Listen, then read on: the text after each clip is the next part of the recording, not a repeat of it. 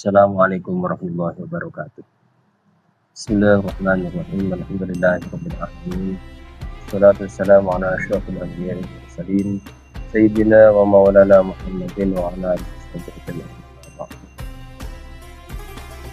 Qala rabbi shrah li sadri wa yassir li amri wahlul 'uqdatam min lisani yafqahu qawli.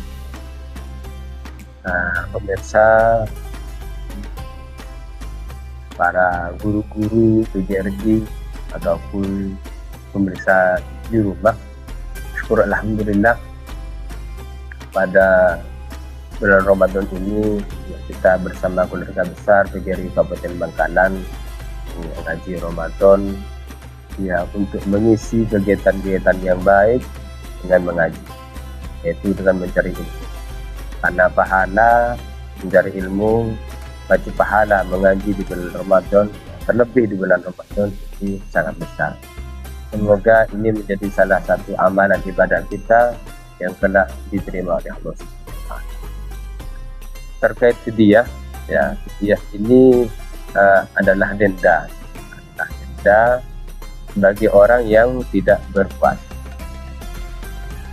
Fidyah ini ada bermacam-macam orang yang boleh tidak berpuasa, dan itu diganti dengan membayar.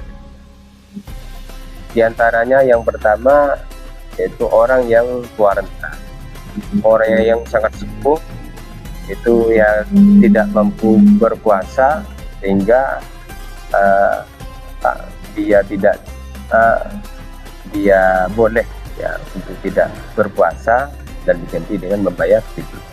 Orang yang tua renta ya, saya punya mbah ya beliau sudah pikun ya Ustaz ya, malamnya sahur, siap pagi sudah minta sarapan ya, karena memang sudah sangat sepuh sehingga sudah pikun, hingga beliau tidak mampu berpuasa,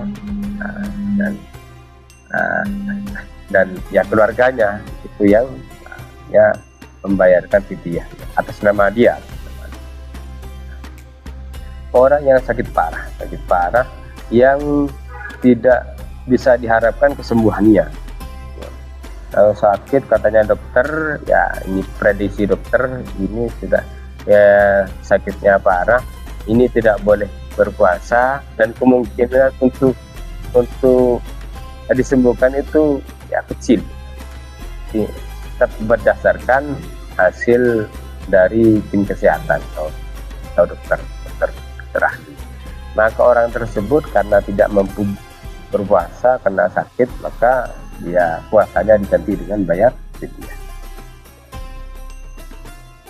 Karena memang sakit yang sangat parah tidak memungkinkan untuk berpuasa, itu ya lagi-lagi itu harus ada rekomendasi dari dokter ya, bukan sakit panu terus tidak puasa. Yang ketiga, orang hamil atau menyusui.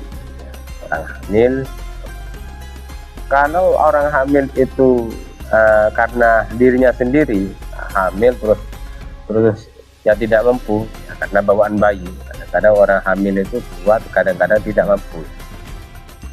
Kadang-kadang ya pada saat hamil ya, dia masih mampu berpuasa. Ada yang hamil ya sedikit-sedikit muntah, sedikit-sedikit pusing dan sebagainya. Kalau demikian, maka dia tidak boleh tidak berpuasa, dan ini tidak wajib membayar. Gitu. Sama halnya dengan orang sakit.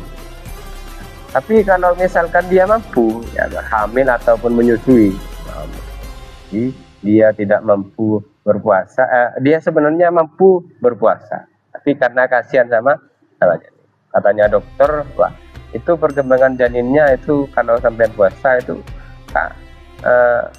nanti akan perkembangannya itu tidak baik, maka dia wajib boleh tidak berpuasa, wajib kodok, dan juga wajib membayar.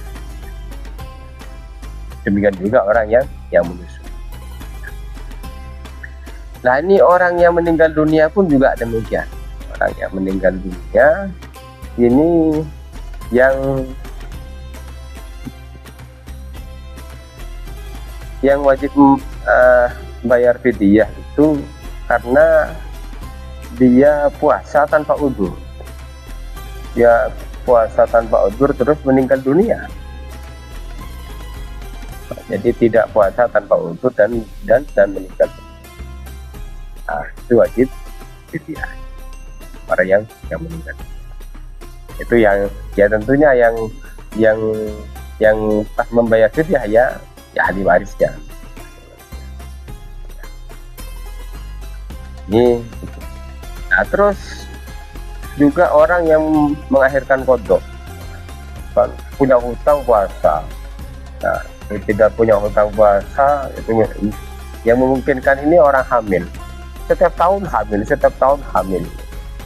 Nah, terus pada saat hamil dia tidak bisa berpuasa. Sampai tahun depan hamil lagi, tidak puasa. Nah, itu wajib bayar.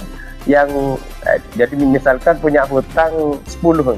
Cuma dia waktu tidak hamil dia tuh bayar masih 7 kurang 3. Nah, dia ya, sisanya itu karena keterlambatan mengkodok puasanya itu dia wajib bayar fidyah. Terus kapan kita bayar berapa fidyah itu? Ya mayoritas para ulama itu 7 on. Ada yang 5, ada yang 6,7. Ya, kita ambil baiknya untuk hal ibadah itu lebih baik yang nilai tertinggi karena itu ibadah.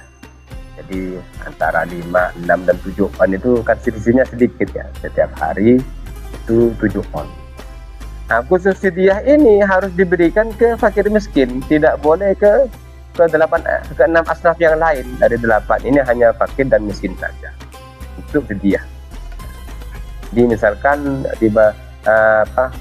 menyerahkan ke amil zakat, nah ya amil zakatnya itu pun itu disampaikan ini fidyah saya, maka ini harus diserahkan ke fakir atau ke orang yang miskin. Tidak boleh ke 6 asnaf. Nah, dari 8 ini 6 asnaf yang lain tidak boleh menerima untuk fidyah. Terus kapan? Nah, kapan kita membayar fidyah? Nah, fidyah ini tidak boleh sebelumnya. Jadi misalkan ada seorang yang tua renta, ini kakek saya tua renta, tidak bisa puasa. Saya bayar di awal sebelum Ramadan sudah dibayarkan selama 1 bulan fidyahnya. Tidak boleh. Nah, itu harus sesudahnya atau ya pada saat atau sesudahnya. Boleh setiap hari, boleh dikumpulkan jadi satu pada saat terakhir bulan Ramadan, pas hari raya itu dikasihkan. Nah, itu tidak apa-apa. Ya terlebih di bulan di akhir malam Ramadan, di 10 terakhir, ada yang zakat, ada yang bayar fidyah. Nah, itu siapa tahu pada saat melaksanakan kewajiban membayar fidyah di 10 malam terakhir, terutama di malam ganjil itu menunaikan fidyahnya. Nah, siapa tahu kan barengan dengan Lailatul Qadar. Harapannya dan itu kan besar sekali. Terakhir niatnya membayar fidyah. Ya, karena fidyah itu kewajiban maka harus ada niatnya. Niatnya boleh pakai bahasa apapun. Jadi Rasulullah itu senang bahasa Arab, maka nawait an ukhrija hadil fidyati li iftari shaumi Ramadan fardhulillah. Jadi saya niat mengeluarkan fidyah ini ya karena berbuka puasa Ramadan. Tidak melaksanakan ini puasa Ramadan karena jadi pada saat kita bayar fidyah itu baik ke fakir miskin secara langsung ataupun ke amil, ke daziznu atau ke gelas atau yang lain, nah, itu diniatkan fidyah saya karena saya tidak puasa kan Allah. Semoga ada manfaatnya ya. Semoga bisa bermanfaat untuk para guru hikmah PGRI di bulan Ramadan. Semoga keberkahan menyelimuti kita. Allahumma kita.